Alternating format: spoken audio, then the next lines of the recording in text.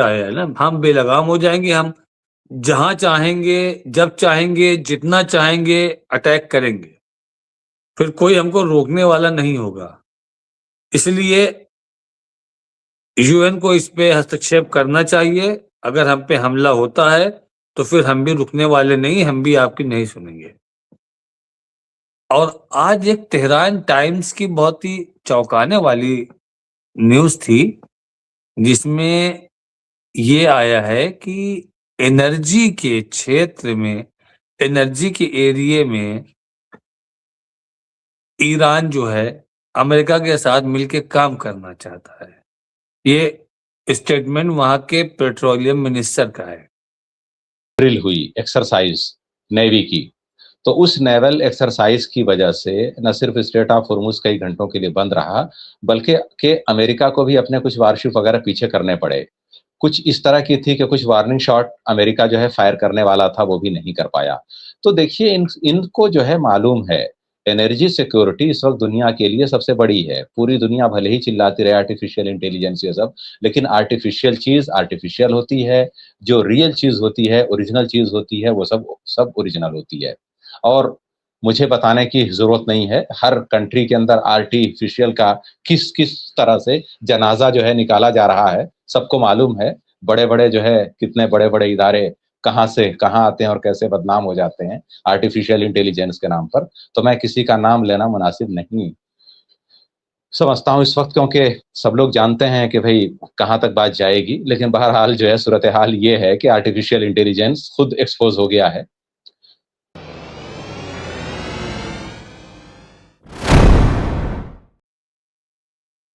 क्योंकि ईरान जो है वो अब 6 महीने पहले वाला ईरान नहीं रहा।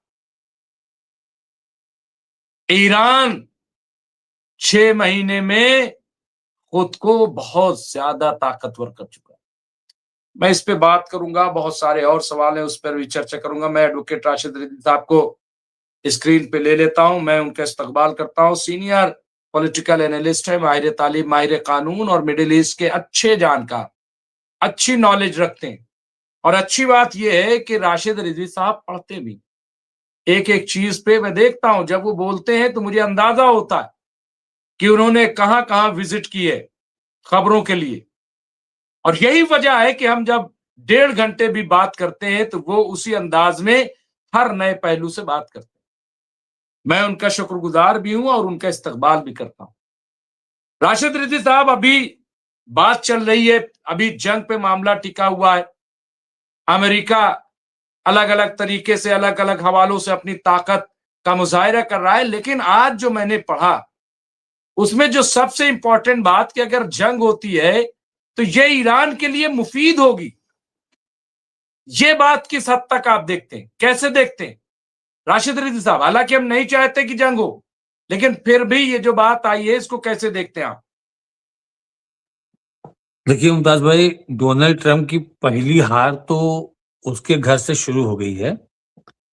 इनके जो टैरिफ वॉर थे उसको सुप्रीम कोर्ट ने अमेरिका की इलीगल करार दिया है, और यहां तक का है 6-3 के रेशियो से ये ऑर्डर पास हुआ है। और यहां तक कहा है कि 1.6 बिलियन जो इन्होंने लोगों से टैरिफ के नाम पे कलेक्ट किए हैं वो उनको वापस करने पड़ेंगे। जिस जिस कंट्री के जिस जिस बिजनेसमैन से लिए हैं इन्होंने, उसके लिए। तो ये खबर कोई छोटी नहीं है, क्योंकि वहां की सुप्रीम कोर्ट ने कहा कि प्रेसिडेंट को जो वहां का एक लॉ क्लॉज है कॉन्स्टिट्यूशन में कि जब इकोनॉमिकल इमरजेंसी अगर पड़ेगी तो कांग्रेस से वो प्रस्ताव पास होगा। तो अब कोई ऐसी इकोनॉमिकल इमरजेंसी भी नहीं थी जब इन्होंने टैरिफ लगाया। दूसरा, कांग्रेस से भी वो प्रस्ताव उन्होंने पास नहीं करवाया। उस क्लॉज का उन्होंने बेस बना करके जो इमरजेंसी में लागू होना था उसको उन्होंने अभी लागू कर दिया, उसको मतलब मिसयूज किया उन्होंने। तो ये उनकी एक बहुत बड़ी हार है। अब आप देखिए कि जिस घर में 10,000 की जगह 1 लाख रुपया पर मंथ आने लगे और 3 महीने तक 1 लाख रुपये आया, तो उस घर की जो तौर तरीके होते हैं वो बदल जाते हैं। और जब आपको 3 महीने के बाद वापस से उसी 10,000 में पटक दिया जाए, तो फिर आपको फिर अपने जो अखराजात हैं, उनके ऊपर बहुत कशीदगी के साथ, बहुत तकलीफ के साथ कंट्रोल करना पड़ता है, फिर बैलेंस करना पड़ता है उस चीज़ को। ये तो उनकी पहली हार थी, जो आज जजमेंट आया। दूसरा, अमेरिका जो हकीकत है कि वो डायरेक्ट जंग में नहीं आना चाहता। और आज एक तेहरान टाइम्स की बहुत ही चौंकाने वाली न्यूज़ थी, जिसमें ये आया है कि एनर्जी के क्षेत्र में, एनर्जी के एरिये में ईरान जो है अमेरिका के साथ मिलके काम करना चाहता है। ये स्टेटमेंट वहां के पेट्रोलियम मिनिस्टर का है कि लेकिन शर्त वो भी है, ये जो हमारा न्यूक्लियर प्लान है, हम वो अपनी जगह पर स्टैंड करेंगे, ये भी साथ में कहा गया। तो अब इसको हम किस पहलू में लेके जाएं कि अमेरिका जो चाहता था, क्या ईरान ने वो ऑफर किया, या जंग से अपने आप को दूर रखने की बात कही? ये तो खैर वहां के पेट्रोलियम मिनिस्टर का स्टेटमेंट था। दूसरा, आज यूएन में भी ईरान की एक जीत हुई कि यूएन चार्टर में वाइस प्रेसिडेंट की कुर्सी ईरान को मिली, जिससे अमेरिका और इजराइल बहुत खफा हुए कि ये क्या था, ये तो बहुत गलत हुआ कि यूएन चार्टर में वाइस प्रेसिडेंट की चेयर कैसे मिल सकती है ईरान को। उसके यहाँ तो इसी तरीके से नरसंहार हुआ। मतलब उन्होंने अपना ऑब्जेक्शन रखा सामने यूएन में। तो एक तरफ आप देखिए अमेरिका की एक मोरल जो प्रेशर बढ़ा वहां के सुप्रीम कोर्ट के ऑर्डर से उनके टैरिफ प्लान पे। दूसरा, थोड़ा मोरल ईरान का बढ़ता है यूएन चार्टर में वाइस प्रेसिडेंट की चेयर को लेकर के। अब इन दोनों के बीच में आती है ईरान और अमेरिका के बीच में जो कशीदगी है, जो झगड़े की बात चल रही है। तो ईरान ने यूएन को एक लेटर लिख दिया है और ये कह दिया है कि अगर हमारे ऊपर हमला होता है तो फिर हम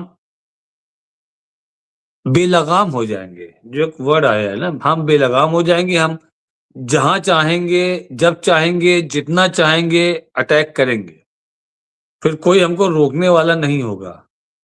इसलिए यूएन को इस पे हस्तक्षेप करना चाहिए। अगर हम पे हमला होता है तो फिर हम भी रुकने वाले नहीं, हम भी आपकी नहीं सुनेंगे। तो हर पहलू से ईरान अपनी मशक कर रहा है, अपने आप को उस घेराबंदी में मजबूत कर रहा है। जबकि घेराबंदी का मेरा कहने का मतलब ये है कि जिस तरीके से अमेरिका घेराबंदी कर रहा है। आज अमेरिका के खिलाफ एक और न्यूज आई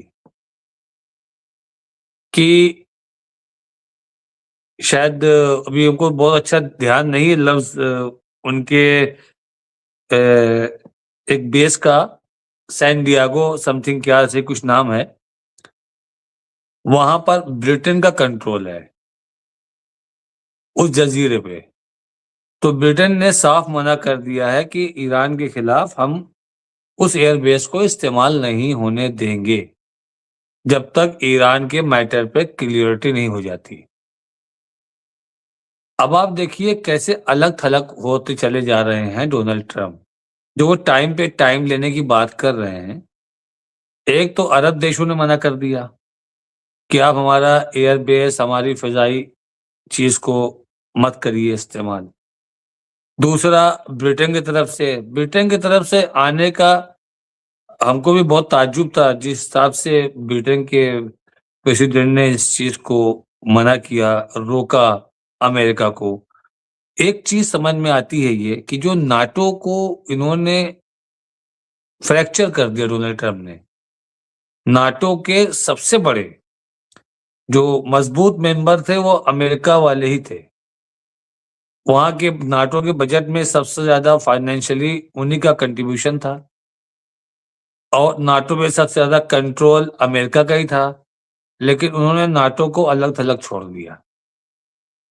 तो अब वो नाटो के जब हिस्सा नहीं रहे तो ब्रिटेन ने उनको अलाउ नहीं किया। और उससे पहले भी जो कशीदगी बढ़ी वो ग्रीनलैंड पे लेके बढ़ी, जब उन्होंने यूरोपियन नेशन को चैलेंज कर दिया। तो बहुत छोटी छोटी चीजें ऐसी थी मुमताज भाई जिसका एहसास शुरू में डोनाल्ड ट्रंप को नहीं था, लेकिन डोनाल्ड ट्रंप अलग थलग पड़ते जा रहे थे, उनको पता भी नहीं चल रहा था। जैसे कनाडा से उनके रिलेशन खराब हुए टैरिफ के मैटर पे, मैक्सिको से खराब हुए टैरिफ के मैटर पर। मतलब ये इनके ऐसे अलायंस थे, फ्रांस, ब्रिटेन, जर्मनी, कनाडा, ये सब इनके ऐसे अलायंस थे कि जो इनकी एक आवाज में एक साथ खड़े होते थे। आज डोनाल्ड ट्रंप वहीं पर अलग थलग पड़े हैं। अब आप देखिए, ब्रिटेन के प्रेसिडेंट जाके चाइना में मिलते हैं, वो जानते हैं कि हम कब तक अमेरिका के सहारे अपनी इकोनॉमी को चलाएंगे। वो उसका विस्तार करना चाहते हैं, एरिया बड़ा करना चाह, वो चाइना गए। जब वो चाइना गए तो डोनाल्ड ट्रंप को बहुत खराब लगा। डोनाल्ड ट्रंप को ये अच्छा नहीं लगा कि वो चले गए चाइना और वहां जाकर के उनसे बिजनेस की बात कर रहे हैं। आपके यूएन की सेक्रेटरी, सॉरी, यूरोपियन नेशन की सेक्रेटरी इंडिया आई थी, उनका इंडिया के साथ ट्रेड हुआ। तो जो लोग अभी तक, जिनके माई बाप अमेरिका थे और अमेरिका ही उनकी इकोनॉमी को सेट करते थे और उनकी सिक्योरिटी को भी सेट करते थे, आज वो अमेरिका उनसे एकदम अलग हुआ तो वो सब अपनी अपनी अलग अलग चाल चलने लगे, अपना अपना रास्ता खुद खोजने लगे, अपना अपना रास्ता खुद बनाने लगे, जिसकी वजह से डोनाल्ड ट्रंप अपने आप में अलग थलग पड़ते जा रहे हैं। वरना आप ये देखिए कितना बड़ा डिप्लॉय, कभी आपने देखा है कि किसी मुल्क के खिलाफ अमेरिका ने या किसी दूसरे मुल्क ने किया हो? नहीं किया मुमताज भाई।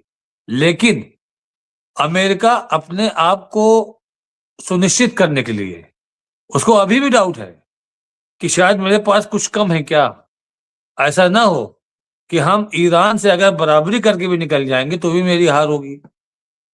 हम हार के साथ नहीं जाना चाहेंगे, या तो डील के साथ जाना चाहेंगे या जीत के साथ जाना चाहेंगे। तो इस कंफ्यूजन ने डोनाल्ड ट्रंप को और भी सोचने को मजबूर किया है, जो उन्होंने कहा कि अभी हम 10-15 दिन का टाइम देते हैं, जबकि अभी ट्यूसडे को अमेरिका में स्टेट ऑफ यूनियन में डोनाल्ड ट्रंप को एज ए प्रेसिडेंट एक स्पीच दे रहा है।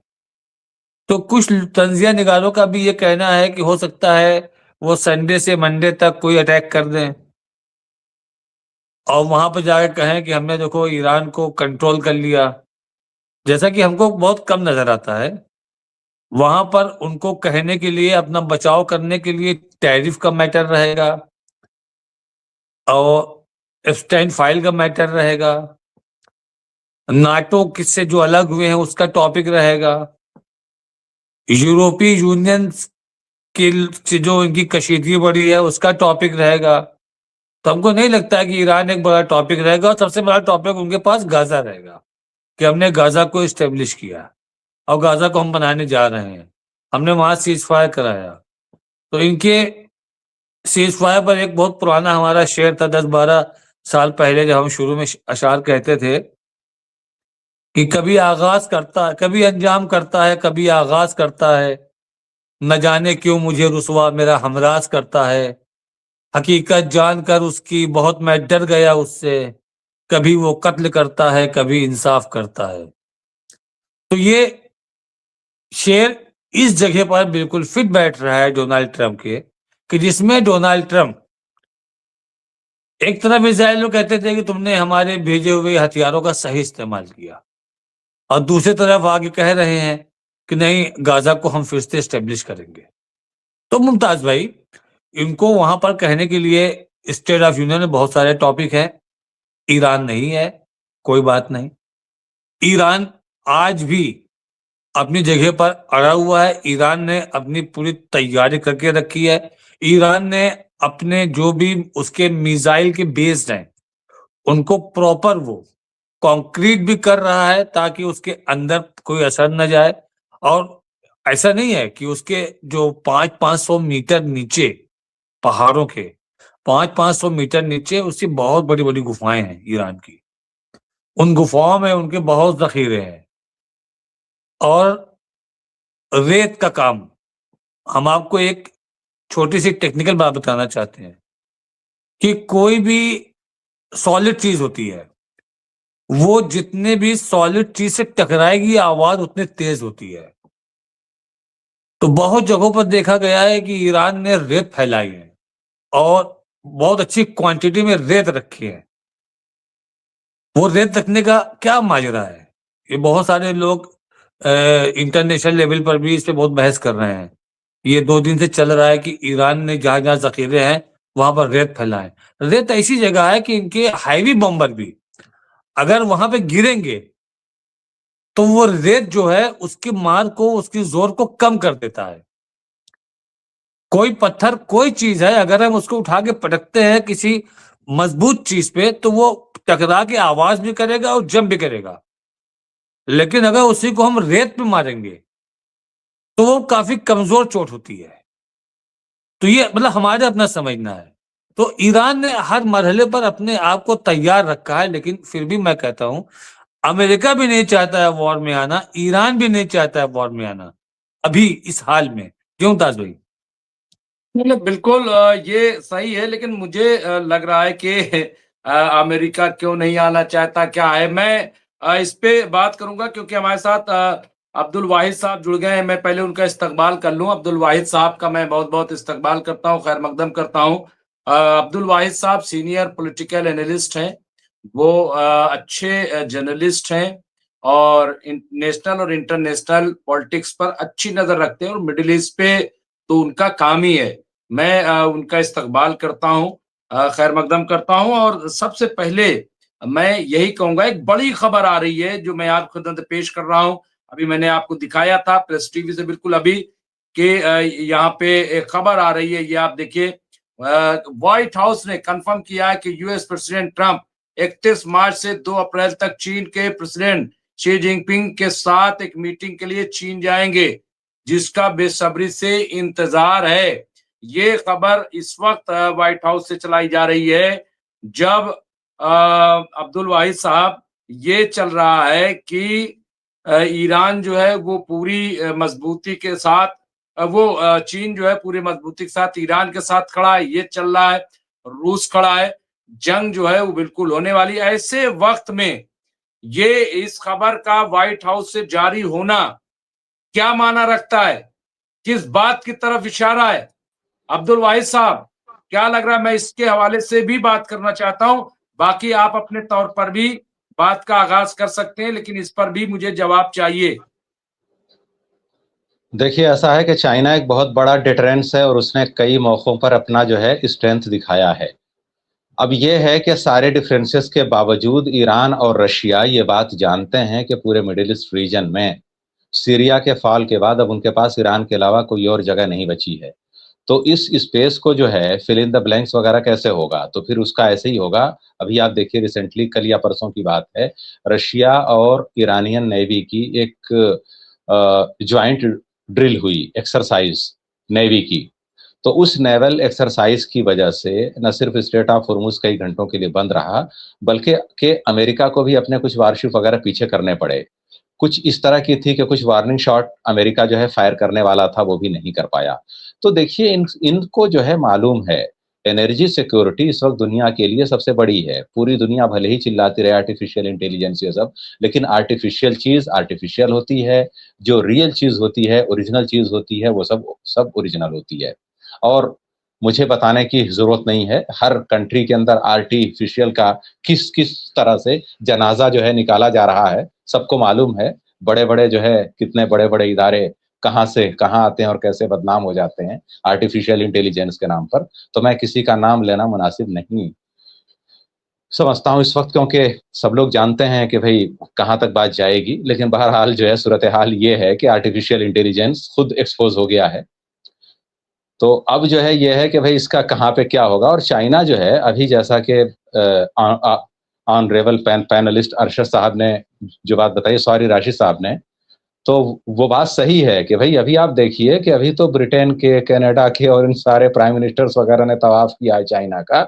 अब ये डोनाल्ड ट्रंप की भी मीटिंग होने वाली है, तो ये भी तवाफ करेंगे कि साहब क्या है। और सबसे बड़ा जो है उनके ऊपर जो है, जिसको बोलते हैं कि भाई सबसे बड़ा जो आज एक्सप्लोजन हुआ है, वो तो यूएस सुप्रीम कोर्ट का वर्डिक्ट है जो जो आया है। उसने बोला है कि कौन सा टैरिफ, कहाँ का टैरिफ, सबको कलअदम करार दिया जाता है, गैर कानूनी। अब आप बताइए कि भाई ये जो जिसके बल पे डोनाल्ड ट्रंप ने पूरी दहशतगर्दी मचाई हुई थी पूरी दुनिया में, तो अब उसको ही गैर कानूनी साबित कर दिया गया है, इलीगल हो गई पूरी की पूरी एंटिटी।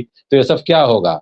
दूसरे जो इन्होंने एक जमावड़ा किया था मौसीकारों से माजरत के साथ, ये जो बोर्ड ऑफ पीस है, तो मैं बोलता हूं कि राग दरबारी ने अपना ख्याल प्रस्तुत किया वहां पे डोनाल्ड ट्रंप ने, और जो है बोर्ड ऑफ स्लेव्स के जितने और दूसरे लोग हैं उन्होंने सुना, जी साहब क्या बात है, क्या राग अलापा है आपने।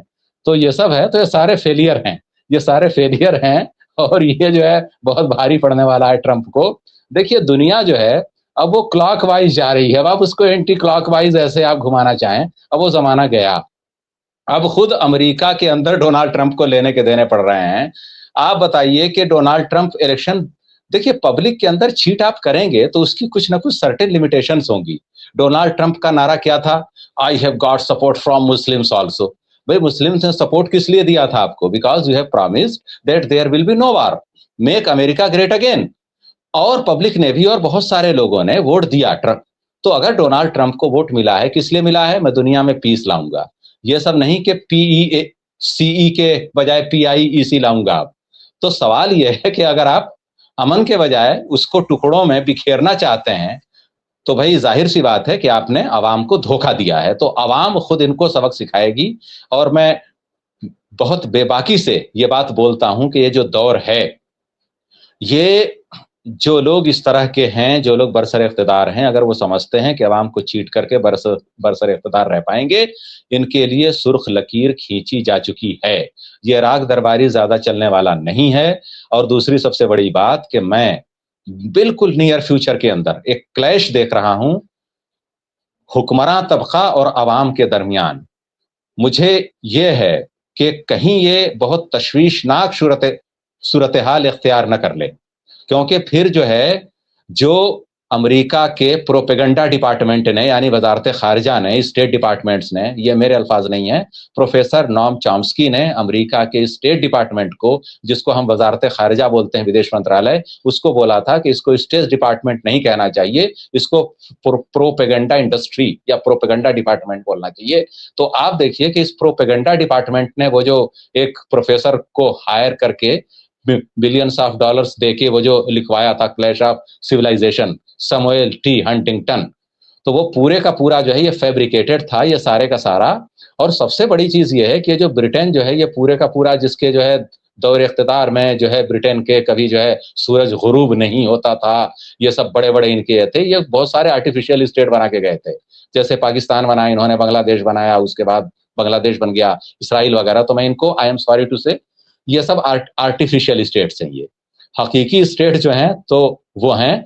तो अब आप बताइए कि 1916 के अंदर दो जो है बैठे थे, एक ब्रिटिश एम्बेसडर था साइकस और एक फ्रेंच एम्बेसडर पिकॉट।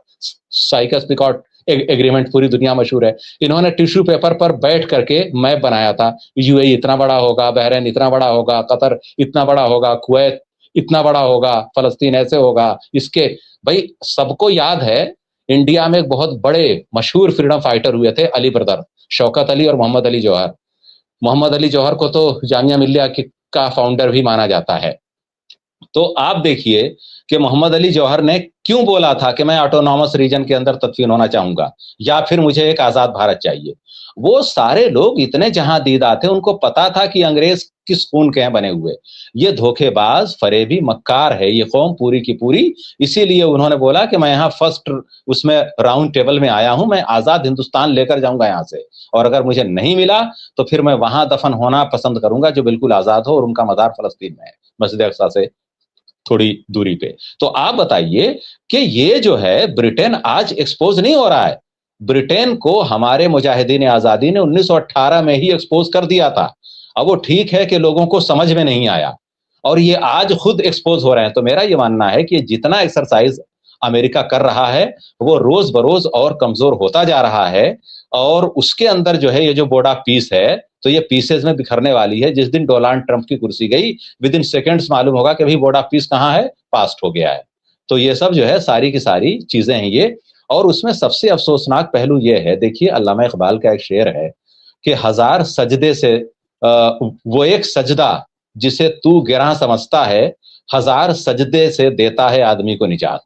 अब ये जितने लोग जो है डोनाल्ड ट्रंप के सामने 19 फरवरी को पूरे दरबार के अंदर बैठे हुए थे, जी साहब बताइए क्या है फरमान आपका, और ये सारे का सारा बताइए ये जो बोर्ड ऑफ स्लेव्स है ये, तो इसका आउटकम क्या होगा? कुछ नहीं होगा।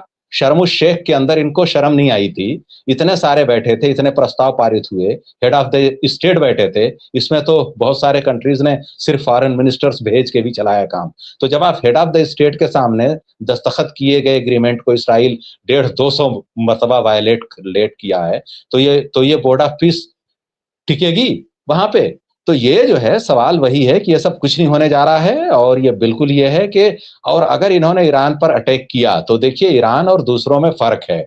ईरान उस गैंग ऑफ स्लेव्स का जो है पार्ट नहीं है। ईरान शुरू से उसकी एक वाज़ेह हिकमत अमली रही है, वाज़ेह नजरिया रहा है और उसके साथ वो खड़ा रहा है जब से इस्लामी इनकलाब आया और आज की टिल डेट। और जो है पूरे मीडिया में कुछ भी आता रहे कि खामनेई थर-थर कांपे, खामनेई बंकर में गए, मालूम होता है कि जैसे ही जुमा आया मालूम हुआ नमाज पढ़ा रहे हैं। तो भैया वो थर-थर कांपते हुए किधर थे वो? तो मैं ये बोलता हूं कि लोग किसी भी तरह के इस तरह के वेस्टर्न प्रोपेगेंडे में ना आए। गोदी मीडिया एक विश्वव्यापी गोदी मीडिया है इस वक्त। अब आप देखिए कि रॉयटर्स ने 4 घंटे तक एक न्यूज चलाए रखी सीरिया की। क्या थी वो न्यूज? और मुझे अफसोस हुआ कि कुछ भारत के उर्दू अखबारात तक ने सफ़े अव्वल पर फ्रंट पेज पर उस खबर को शाया किया और उसमें क्या थी कि बशारुल असद का प्लेन क्रैश हो गया है। वो कहां है? सूरत हाल अभी तक मालूम नहीं है कि कहां है। रॉयटर्स ने 3-4 घंटे तक अपने वेबसाइट पे, अपने पोर्टल पर, दुनिया की सबसे बड़ी न्यूज एजेंसीज में से एक है, ब्रिटेन बेस्ड है ये, अमेरिका वगैरह में भी है और भारत में भी है। तो रॉयटर्स ने 4 घंटे तक अगर रॉयटर जैसी न्यूज एजेंसी अपने पास ये रखे कि यहां पर इस तरह की कुछ रिपोर्ट्स हैं कि वो लाइकली क्रैश हो गया है, there is no where about Syrian president, this blah blah बला। तो जब ये सब होता है तो लोगों को लगा नहीं राइटर बोल रहा है तो सच ही बोल रहा होगा। तो वही है कि भाई इंग्लैंड का एक जाहिल आदमी भी अंग्रेजी बोलता है तो इट डजंट मीन के illiterates are not found in England. भाई वहां की मादरी जबान है। अब जाहिर है कि वहां सेब संतरे केले आलू बेचने वाला भी इंग्लिश ही बोलेगा। अब भारत के अंदर एक जाहिल आदमी भी होगा तो भी हिंदी या उर्दू या फिर जो भी जबान है उसकी बोलेगा। तो जब आप मानते हैं कि नहीं ये क्वालिटी है भाई साहब, राइटर्स ने बोला है तो कुछ ना कुछ होगा, ये सारे के सारे बहुत चेक एंड बैलेंस की जरूरत है। और इंटरनेशनल गोदी मीडिया को जो है पूरा एक्सपोज हो रहा है वो भी इन सारे इंसिडेंट से। जी मुमताज भाई।